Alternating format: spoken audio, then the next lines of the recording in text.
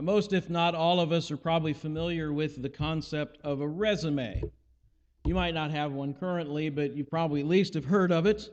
I guess in scholarly circles, there's something called a curriculum vitae. I don't know if I'm saying that right, which is a more of an expanded version. A resume is a little bit more compact. I found an old one of mine. It's 2 pages long. It's not been updated in a while. It's still got my old address on it.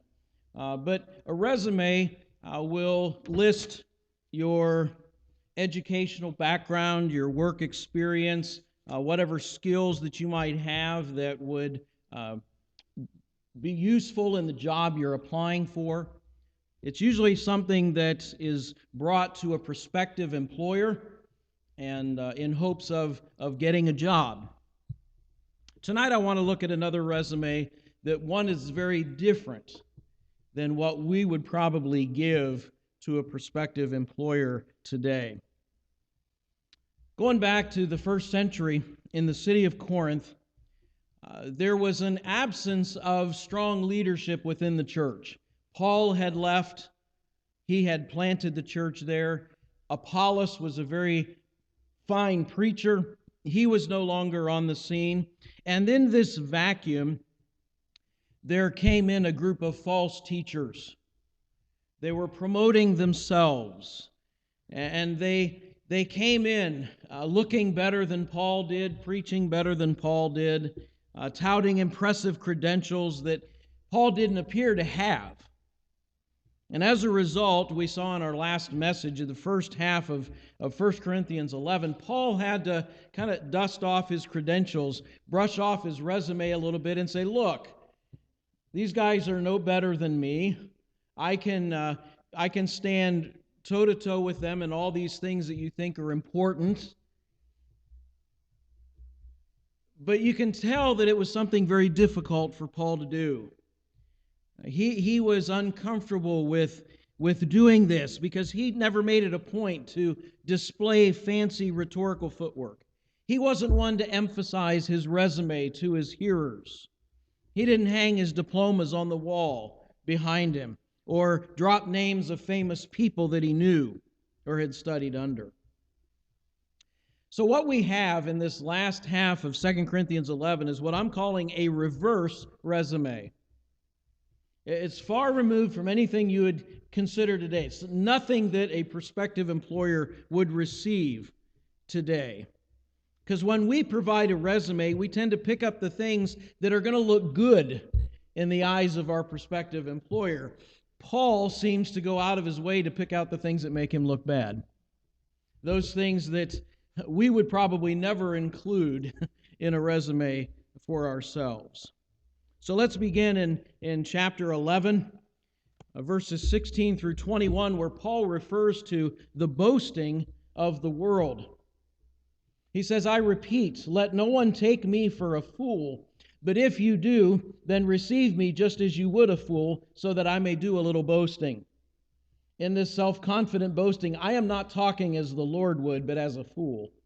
Since many are boasting in the way the world does, I too will boast. You gladly put up with fools, since you are so wise. In fact, you even put up with anyone who enslaves you, or exploits you, or takes advantage of you, or pushes himself forward, or slaps you in the face. To my shame, I admit that we're too weak for that. He begins by talking about really these false teachers that are there, and he uncovers the ways of the world. What is important to those who are outside the community of Christ?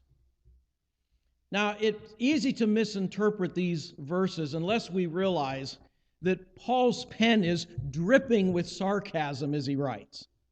All right? When he calls himself a fool, that doesn't mean that he thinks he's an idiot. He's saying, I'm a fool in the eyes of the world. And he says, you put up with fools because you are so wise yourselves. And actually, they were the foolish ones. So there's a lot of sarcasm that you've got to read into these verses.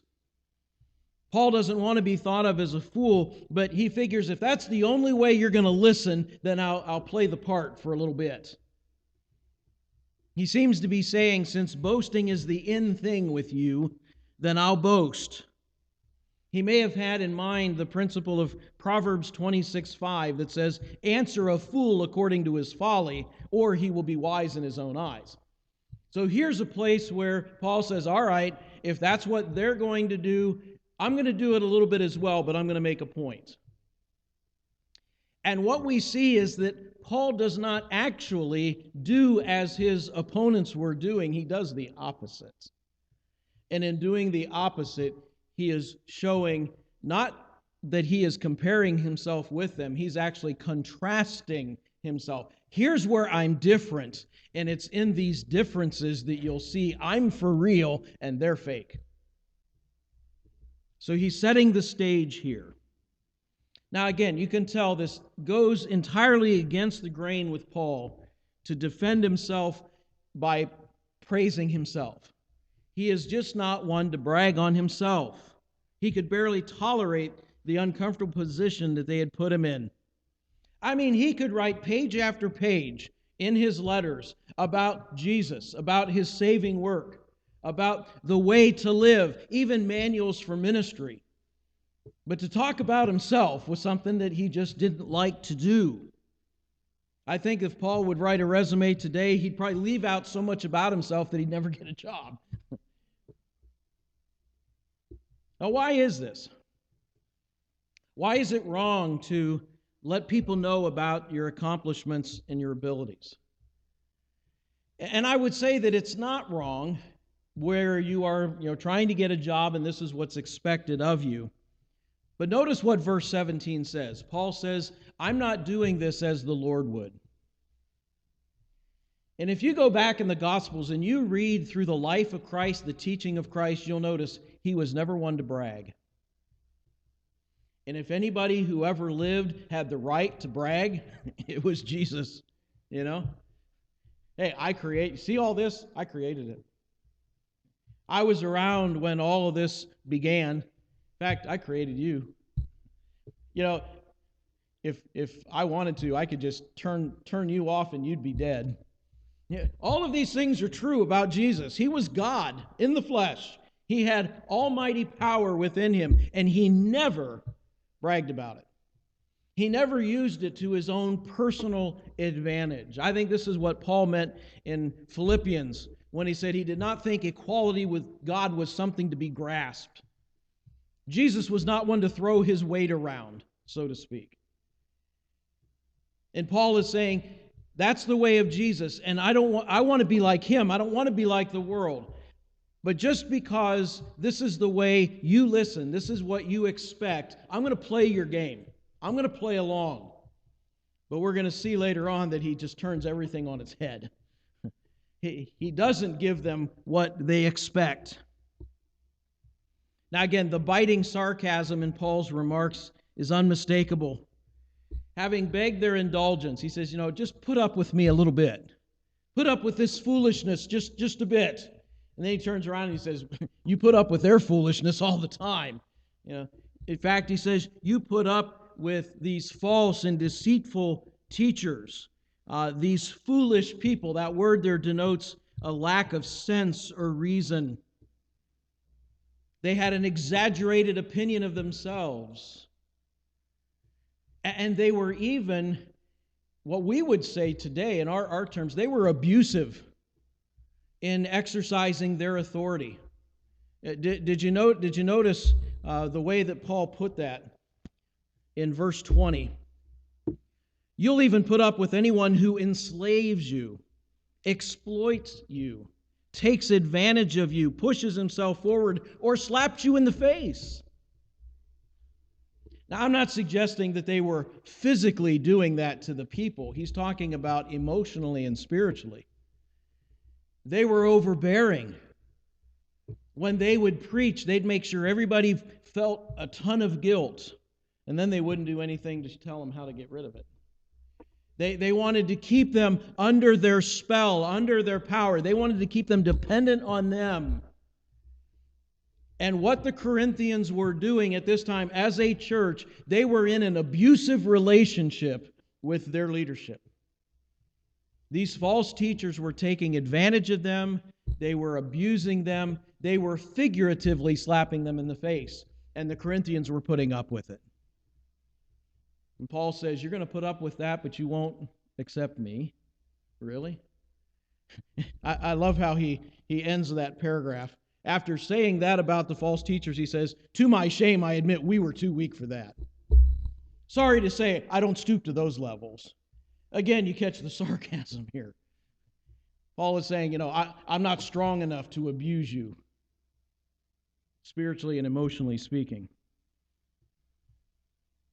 They were duped by these pretenders, but they were so convinced they were so smart. And this has gone on down through the ages. I love how Philip Hughes, he was a scholar of an earlier generation, comments on verse 20, and you'll understand from his language that he was from an earlier generation. He says, as we look back over the history of the Christian church, we cannot help but being struck by the manner in which, for most of the time, so many of its adherents seem to have been content lamely to tolerate the impositions and extortions of ecclesiastical despots. These are basically church tyrants whose lives are a contradiction to the meekness and gentleness of Christ, whose concern has been less for the souls of the perishing than for the buttressing of their own reputation in the eyes of the world. That's a mouthful. But what he's saying is, down through the ages, it's amazing how many Christians will put themselves in a situation where they're being harassed, they're being beat up on consistently, they're being taken advantage of by false teachers who lead them astray, and they just follow. But when you have somebody that preaches the truth of the Word, hardly anybody listens. It's sad. We see it today. You see it in the televangelists. You see it in some of the mega churches. You see it in some of the self-proclaimed superstars that think they're so great. And what the attention is all on them, and it's not going to Christ where it belongs. And to all that, Paul says, to my shame, I'm too weak for all that. I'm not good enough to do those kinds of things. Catch the irony. It's really, really thick at this point. So in verses 21 and kind of extended passage all the way down the end of the chapter, to contrast the boasting of the world, Paul presents his reverse resume in the boasting of weakness. Notice what he says.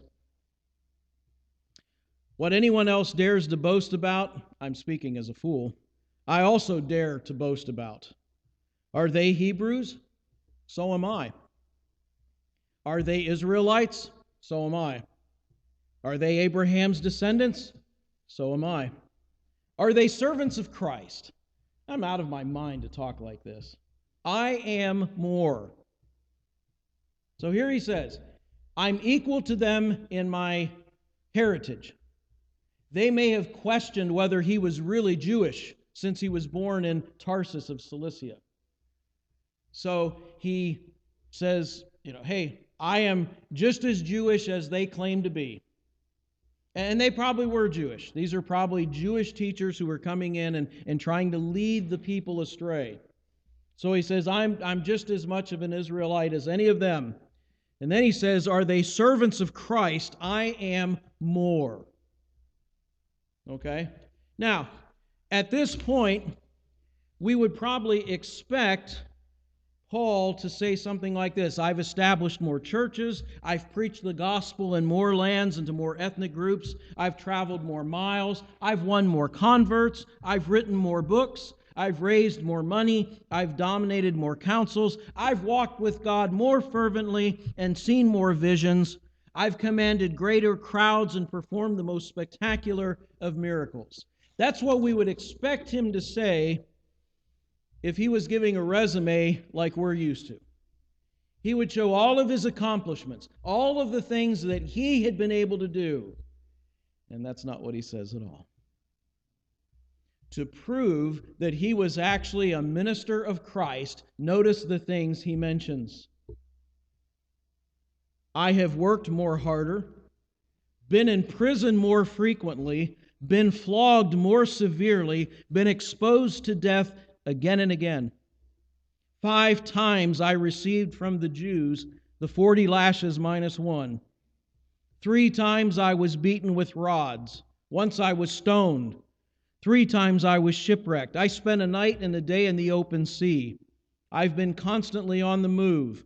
I've been in danger from rivers, in danger from bandits, in danger from my own countrymen, in danger from Gentiles, in danger of the city, in danger of the country, in danger at sea, and in danger from false brothers.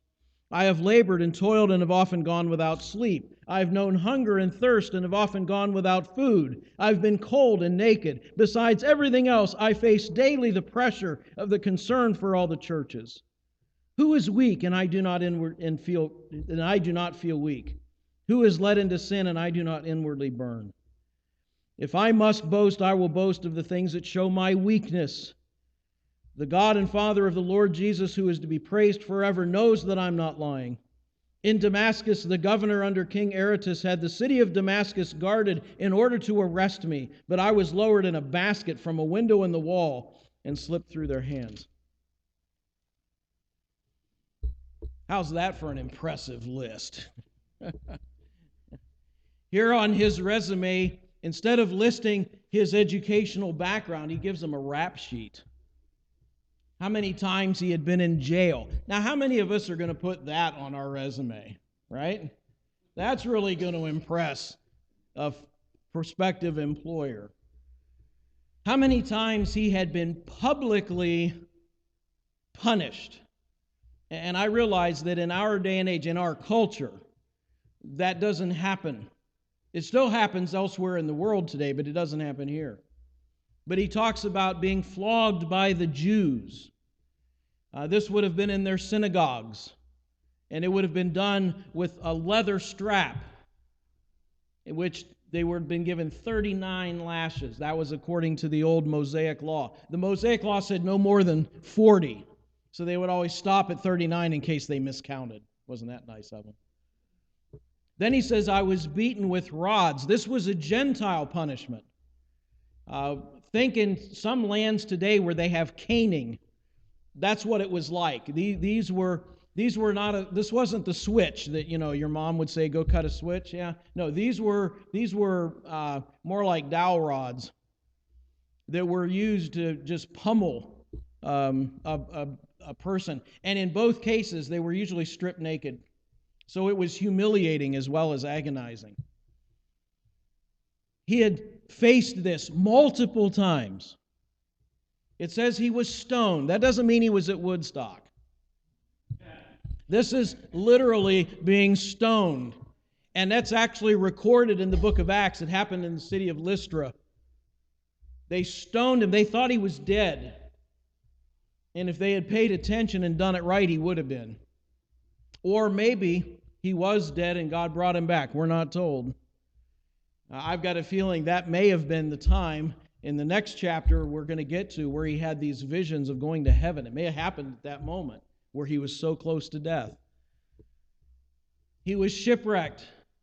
He spent a day and night at the sea, and some will say, well, that's what happened at the end of Acts. No, that hadn't happened yet.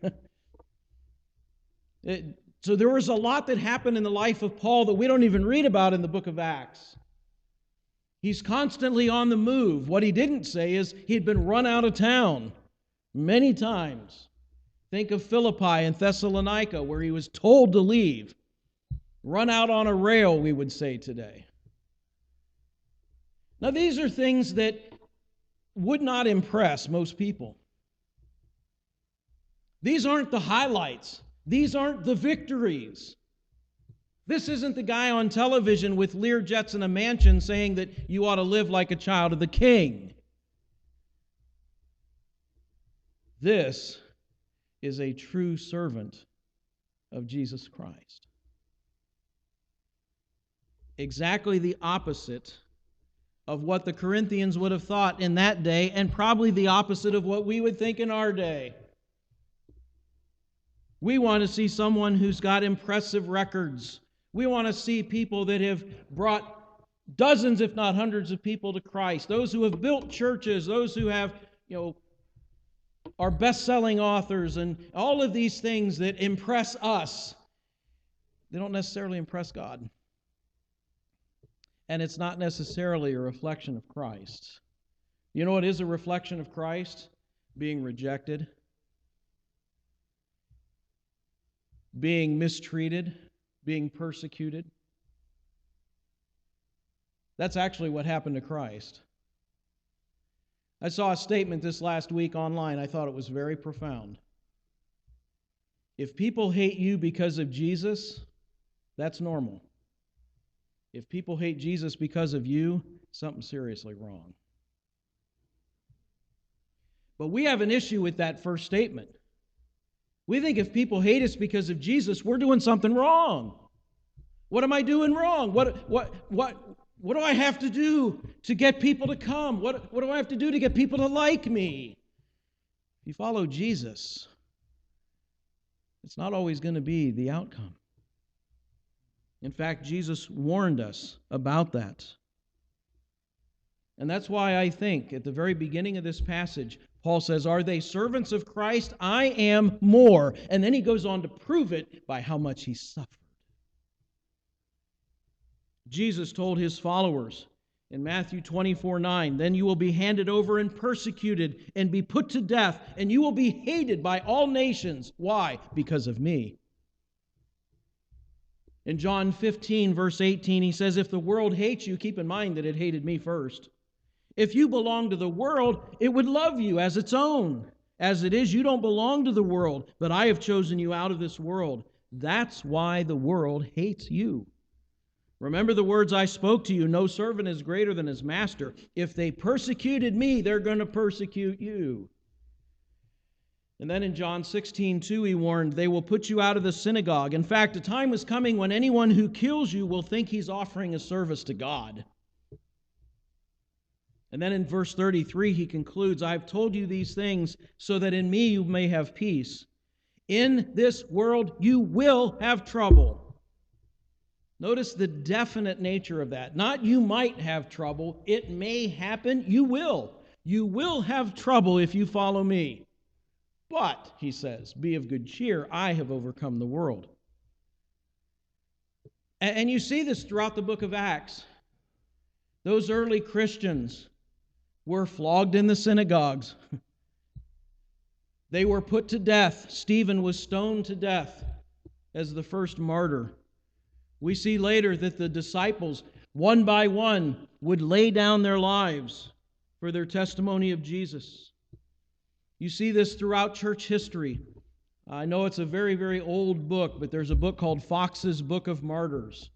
You just scan through that and you see testimony after testimony about men and women who were faithful to Christ in the grisly and gory tortures and oftentimes the death that they suffered because of their faith.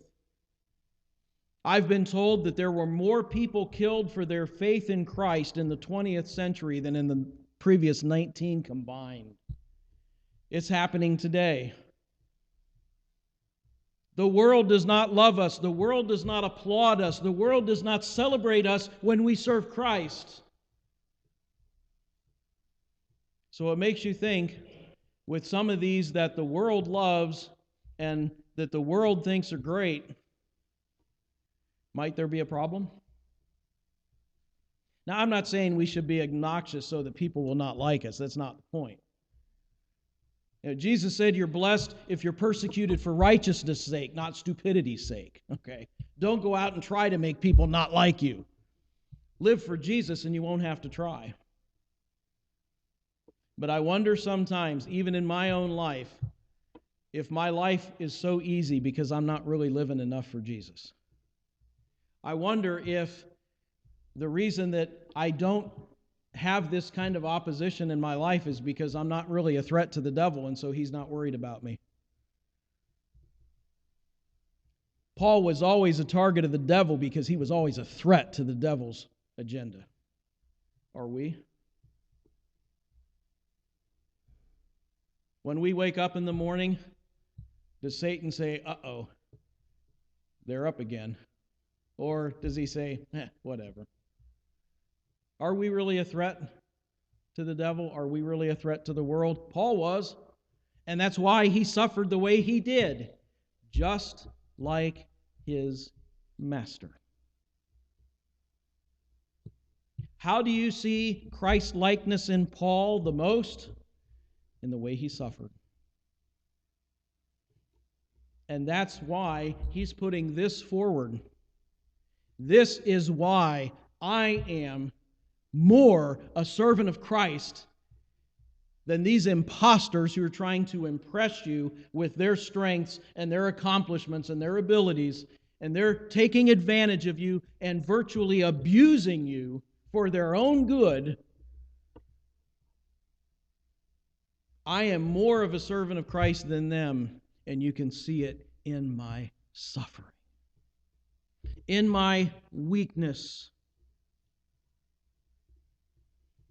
And that's something we need to understand if we're going to truly live for Jesus Christ. Our lives are not going to be easy. We are not always going to be liked. We are not always going to be accepted. There are going to be times when we do the right thing and we're going to suffer for it. We're going to stand up for what's right and we're going to be mistreated. That's the truth. I love how Michael Green put it. You cannot follow a crucified rabbi and expect it to be treated like a king. It is bound to be a hard path to deny oneself, take up the cross, and follow him. That's the truth of the matter. That's what Christian ministry is really all about. All of that suffering, all of that humiliation, all of that opposition. And you know, the worst part of it all, it wasn't the beatings, it wasn't the stoning, it wasn't the imprisonments, it wasn't the shipwrecks. No, he says in verse 28, and I'm paraphrasing here, yes, I've been through many trials, but the greatest trial of all, the heaviest burden of all, is my concern for the churches. Paul says, I could gladly put up with the physical abuse, but that emotional and spiritual weight that I carry, the concern I have for my people, genuine concern, not asking what they can do for me, but how are they doing in their walk with Christ? That is a heavy weight, and that's something a true minister carries. This isn't just a job where you punch a time clock in and out, you put in your time, and then you're done. That concern stays with you. And that was the heaviest toll that Paul bore.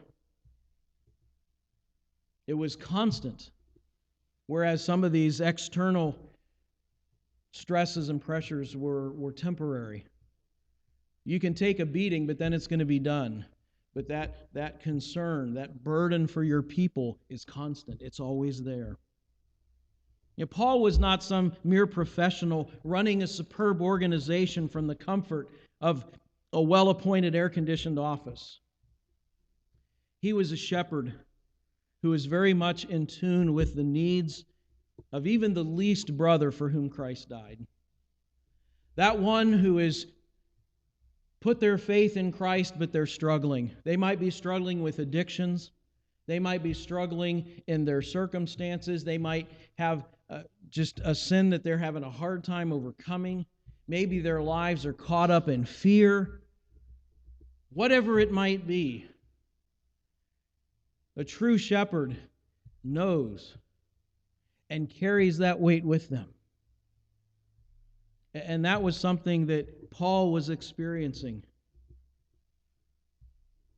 And then he wraps it all up, kind of the cherry on top is this humiliating experience in Damascus. This was the very first time he felt the persecution for being a Christian. Remember, before he was the persecutor. He was the one going around putting Christians in jail and having them flogged and maybe even having them put to death. But then he goes to Damascus, and he is struck down by a strong light. He's blinded. And he hears the voice of Jesus instructing him what to do. He goes into the city. Ananias comes, prays over him. The scales fall off of his eyes. He can see once again. He is baptized into Christ. And before he can leave town, the officials want him arrested and killed. They lock down the entire city of Damascus. They're searching for Paul. And so the believers put him in a large basket and lower him out a window over the city wall. It's like something you'd see on a movie today where someone's making their escape. Paul didn't think of that as being exciting. He thought of that as being embarrassing. What an embarrassing way to have to leave town. Under the dark of night, sneaking out of town like some kind of convict. He's just showing that his resume is not marked by victories and accomplishments and achievements. His resume is marked by rejection and suffering, because that's the true mark of a Christian and the true mark of a Christian minister. That was his certificate of authenticity, you might say. He said, "You want to know if I'm for real? Check this out." And he handed them a reverse resume, showing all of his weaknesses, all of his failures, all of his rejections, all of his humiliations. The things we want to hide, Paul's bragging about. And I'm sure the people hearing this are thinking, that's the dumbest thing I've ever heard. Precisely. He's being a fool for Jesus. He's turning the whole thing on its head and saying, these imposters aren't for real. Because Jesus said you would suffer. Jesus said you would be rejected. You would be persecuted. And this is what I'm going to brag about. You're going to force me to brag? Here's what I'm going to brag about. You know, not much has changed. Ours is a very hedonistic culture. We want what makes us feel good. We regard happiness, ease, and comfort as the highest priorities in life. We assume that they're ours by right. And this is especially true among Christians. You know, the feeling is that Christian life is like an insurance policy. We pay the premium of repentance and faith in Christ, and then we expect to have the hard times covered by the Lord. Get me out of this situation. Lord, I believe in you. Heal me. Provide for me. Get me out of this. And then when it doesn't happen, we're like, well, what's wrong? What have I done wrong? Maybe nothing. Suffering may be the precise way of knowing that we're exactly where God wants us to be. It might authenticate our faith, not call it into question. We were never promised to be exempt from the thorns and the boulders of life. Dietrich Bonhoeffer wrote many years ago, when Jesus calls a man, he bids him to come and die. Die to self. Jesus said, take up your cross daily and follow me. That's not going to impress many people in the world. But that boasting of weakness becomes a badge of genuineness. Bottom line is seen in verse 30. If I must boast, I will boast about the things that show my weakness. Chuck Swindoll observes, I'm convinced that Paul's credentials for ministry would have driven a pastoral search committee crazy. His was not at all like the pristine and impressive resumes flaunted by the professional opponents there in Corinth. The contents of Paul's resume were written in blood, stained in tears, smeared with dirt, and tattered by enduring too much action in a raging spiritual war that left him stooped over, not standing erect. Paul's come back to this paradox that we've seen throughout this letter of power through weakness. It's one of the main themes in both of the Corinthian letters. It's not our strength, it's when we are weak that He is strong. And that's something we don't hear enough emphasized in our pulpits today. I think we can learn a lot from Paul. We need to take care about talking too much about ourselves. I mean, there's a fine line between legitimately sharing a testimony of what God has done in our lives and bragging about what we have accomplished. Who's getting the glory? That's how you can tell the difference. Our stories of agony and ecstasy can help comfort and encourage others. But we must always ask ourselves, am I doing this because I want everyone to know how much I've suffered? Are my reasons for this pure or tainted? What's my motive? Because it's a temptation to use one's authority or abilities to gather a circle of admirers. People who pat us on the back and say, oh, you're doing such a great job, so that we feel better.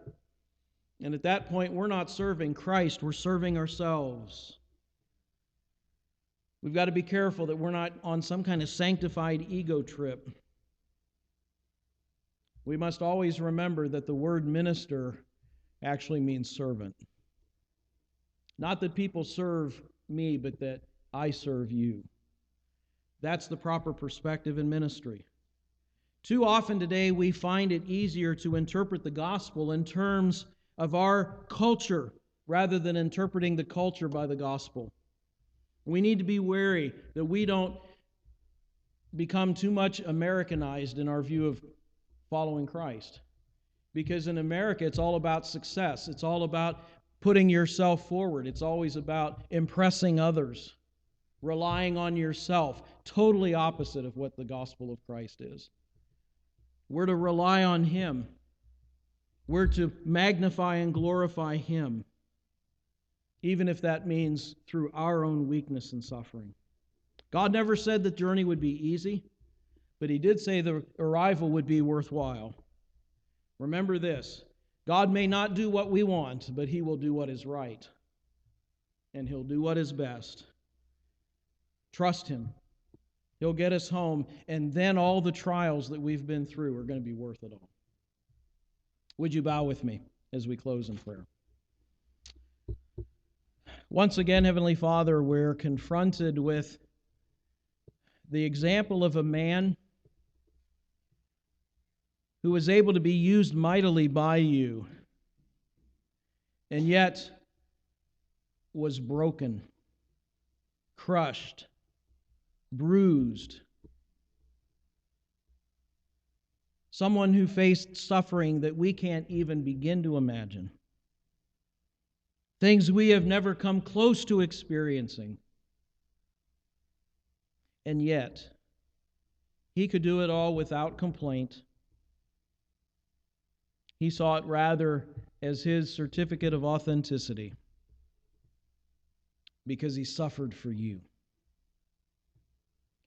Help us to take off our rose-colored glasses when it comes to living for you and serving you. We're not always going to be applauded. We're not always going to be accepted. Sometimes we're going to be rejected. Sometimes we're going to be reviled. Sometimes we're even going to be persecuted. Always remind us that when we are suffering for you, that's just an authentication that you're at work in our lives. Help us to see things as you do, not the way the world does. And help us to truly live and serve you. It's in Christ's name we pray. Amen.